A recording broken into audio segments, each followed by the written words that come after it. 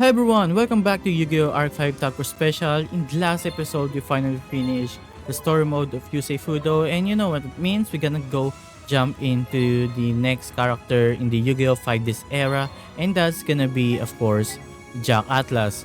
And as you can see, we have now a new character added, which is Aki Izayo, or I actually get used to his name being Akiza, but Aki it's good. But yeah, remember main three is Yusei Fudo, Jack Atlas, and Crow Hogan. So let's go to the story mode of Jack Atlas, the introduction, and let's just go check it out. It's been a while, Narcival. No thanks to the faggot of at Kanami. You don't seem to have changed at all. You still duel every day. From what I heard, you've been participating in tournament and getting into some trouble. Even if we're separated by great distance, I still know about your doings. After all of the adventures you've been on since the last time we met, I'm sure this now peaceful town seems kind of boring. After Yusei defeated Zone at the Arc Cradle, the future was placed in our hands. So just like Yusei, the story mode of Jack Atlas is the sequel or the aftermath of Zone or the Arc Cradle. Question is this gonna be just like you say, the sequel from the Yu-Gi-Oh! 5D Tag Force Special? I mean Yu-Gi-Oh! 5D Tag Force 6 or something like that. Eventually Yusei and Crow and the others all went their own separate ways. Yes, despite what I said at the end of the Tag Force 6, I still haven't decided yet. So yeah, this is a sequel to Tag Force 6. Just a couple of days ago, I got 2 invitations to join a pro league. The first was an invitation from the Ultimate Duel League, the Ride Ace. Wait, so in this era or timeline, instead of being with Yusei, we actually be in Jack Atlas' place? Are we gonna try to convince Yusei to be in our be our partner?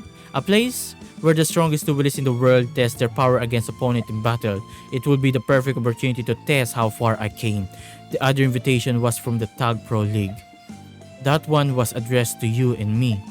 Since you don't ever stick around in one place for long, it was delivered to my address. What's wrong? It's not something to act so surprised about. Everyone who live in this town know that we are the greatest tag team that ever lived. You should be excited to hear that someone think so highly of your skill. Back when you were a member of 5Ds during the WRGP, we thought of you as one of us. So I thought it wouldn't be a bad idea to team up with you this time too. Only if you're feeling like it, of course. If you don't want to rush, I don't want to rush you for an answer, but just think about it. You know that I would want you to do, of course. I know what I would want you to do, of course. But either way, I'm going to the pro world either with you or without you. I'm going to continue to gain even more power and aim to the king of the world once again. Nercival, I'm going to set out now and train to strengthen my deck even further. Will you be coming? Yeah. I should know. We've been friends for as long as I can remember. I always thought of you as my greatest partner and my strongest rival.